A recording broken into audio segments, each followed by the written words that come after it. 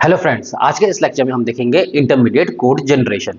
ये आपके पास fourth phase है कंपाइलर डिजाइन का। तो आज हम देखेंगे आपके पास इंट्रोडक्शन पार्ट कि आपके पास इंटरमीडिएट कोड जनरेशन होता क्या है, इसके कितने फॉर्म्स होते हैं और कैसे हम आपके पास कोड को अलग अलग फॉर्म्स में हम रिप्रेजेंट करते हैं। तो नॉर्मली आपके पास इंटरमीडिएट कोड जनरेशन आपके पास कौन सा फेज होता है? आपके पास फोर्थ फेज होता है। पहले आपके पास आता है लेक्सिकल एनालाइजर, देन आपके पास सिंटैक्स एनालाइजर, देन आपके पास सिमेंटिक एनालाइजर एंड देन उसके बाद आता है इंटरमीडिएट कोड जनरेशन। ठीक है, तो ये आपके पास फोर्थ फेज है। तो नॉर्मली हम देखेंगे आपके पास ये इंटरमीडिएट कोड जो जनरेट हम करते हैं, कोई भी हमारे पास लैंग्वेज जो आपके पास हाई लेवल लैंग्वेज होती है जो ऊपर से हमारे पास आती है, तो इंटरमीडिएट कोड जनरेशन में हम किस फॉर्म में हम आपके पास उस कोड को कन्वर्ट करते हैं।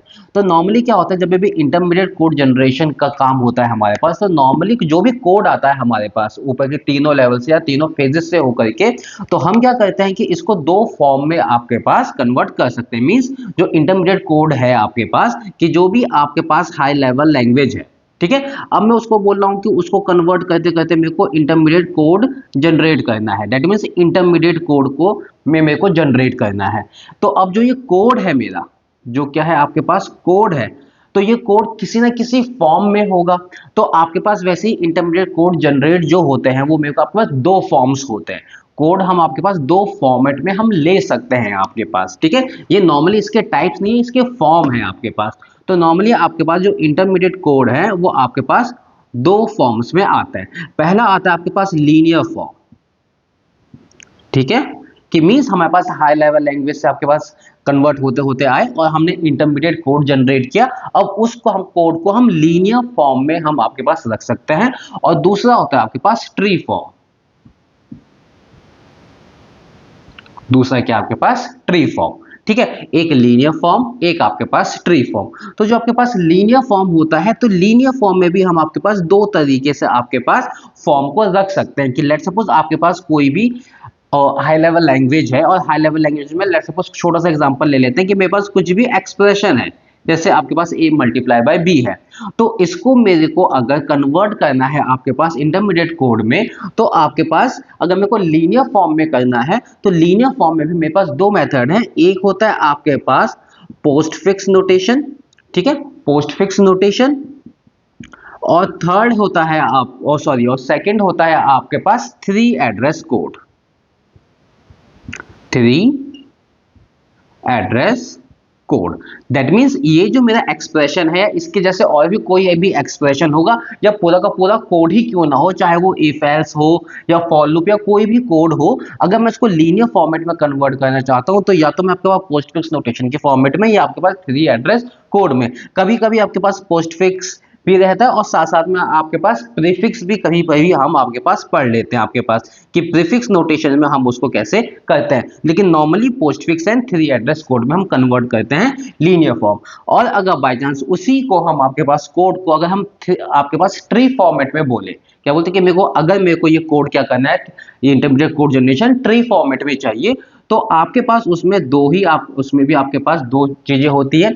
पहला होता है आपके पास सिंटैक्स ट्री, ठीक है, पहला होता है आपके पास सिंटैक्स ट्री और दूसरा होता है आपके पास डैग।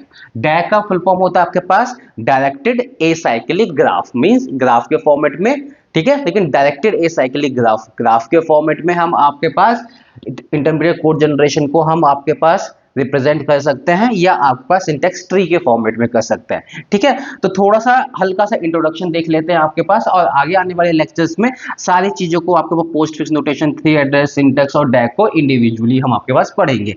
पोस्ट फिक्स नोटेशन में क्या होता है कि आपके पास क्या बोलते हैं, जो भी आपके पास एक्सप्रेशन है, late suppose a multiply by आपके पास b है, या आपके पास एक छोटा सा ले लेते हैं आपके पास कि हाँ, let suppose a plus b. Postfix means आपके पास जो भी ऑपरेंड है, सॉरी जो भी ऑपरेटर है, वो ऑपरेंड के बाद आता है। दैट मीन्स यहाँ पे क्या हो जाएगा, a b plus, that is postfix notation के फॉर्मेट में।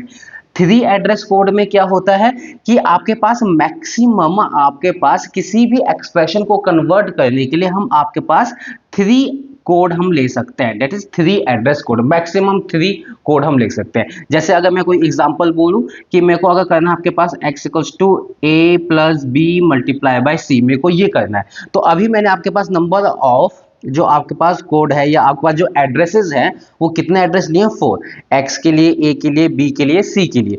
तो आपके पास अगर 3 एड्रेस कोड में करूंगा तो मैक्सिमम 3 एड्रेस ले सकता हूं। तो वो कैसे कन्वर्ट होगा कि यहाँ पे देखिए पहले क्या होगा, b मल्टीप्लाई बाय सी, तो हम यहाँ पे लेते हैं टेम्पररी वेरिएबल्स लिया जाता है आपके पास 3 एड्रेस कोड में, जैसे t1 हो गया equals to b multiply by c, फिर क्या हो जाएगा t2 हमने एक टेम्पररी वेरिएबल लिया, उसमें क्या हो जाएगा, जैसे ये आपके पास क्या हो गया t1, then a plus t1, तो a प्लस t1 ये किस में चला गया t2।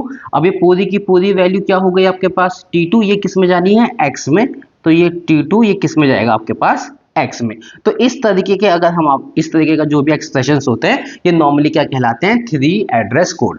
वैसे अगर मेरे को कोई लेट सपोज यही एक्सप्रेशन है, इसको मेरे को अगर सिंटैक्स ट्री के फॉर्मेट में करना है तो मैं आपके पास ट्री के फॉर्मेट में कैसे करूंगा कि आपके पास b और c मल्टीप्लाई हो रहे हैं तो आपके पास b और c मल्टीप्लाई होगा, a के साथ आपके पास प्लस हो रहा है तो प्लस देन a, ठीक है, और फिर वो वैल्यू किस में आपके पास जा रही है, आपके पास x में जा रही है, क्या जा रही है आपके पास x में। तो इस तरीके का कुछ आपके पास सिंटैक्स ट्री के फॉर्मेट में होता है, ठीक है, वो हम आपके पास डिटेल में देखेंगे कि सिंटैक्स ट्री में हम कैसे आपके पास किसी भी एक्सप्रेशन को लिखते हैं, ठीक है।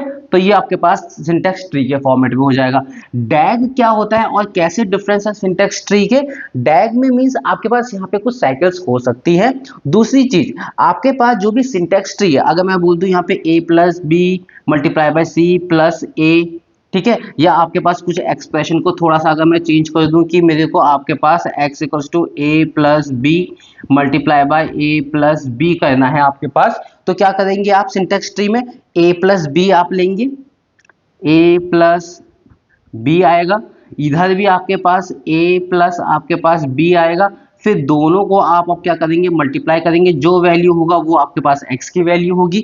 तो a और b, a b आपने दो दो टाइम्स आपके पास यूज कर लिया, बट डैग में ऐसा नहीं होता है। डैग में आपके पास एक वेरिएबल या एक एंटिटी एक ही बार आती है। अगर a प्लस बी का मैंने आपके पास यूज कर लिया है तो सेम चीज मैं आपके पास दूसरी बार यूज नहीं करूंगा। तो हम डिटेल में देखेंगे कि आपके पास किसी भी एक्सप्रेशन का हम डैग कैसे बनाते हैं। तो नॉर्मली क्या है आपके पास इंटरमीडिएट कोड जनरेशन, अगर हमको रिप्रेजेंट करना है तो उसके लिए हमारे पास दो फॉर्म है, लीनियर फॉर्म, ट्री फॉर्म।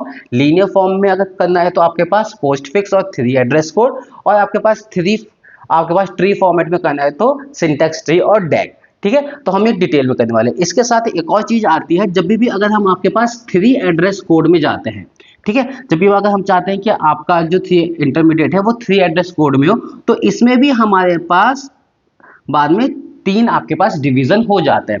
पहला डिवीजन हो जाता है आपके पास क्वाड्रपल, दूसरा होता है आपके पास ट्रिपल, और ये थर्ड होता है आपके पास इनडायरेक्ट ट्रिपल, ठीक है। तो अगर 3 एड्रेस कोड में भी अगर मेरे को कन्वर्ट करना है तो नॉर्मली वो क्या होता है आपके पास, उसमें भी हमारे पास क्वाड्रपल, ट्रिपल, इनडायरेक्ट ट्रिपल। तो आगे आने वाले लेक्चर्स में हम ये जितने भी चीजें हैं आपको quadruple, triple, indirect triple, डैग, syntax tree, 3 address code, इन सबको हम डिटेल में कवर करेंगे।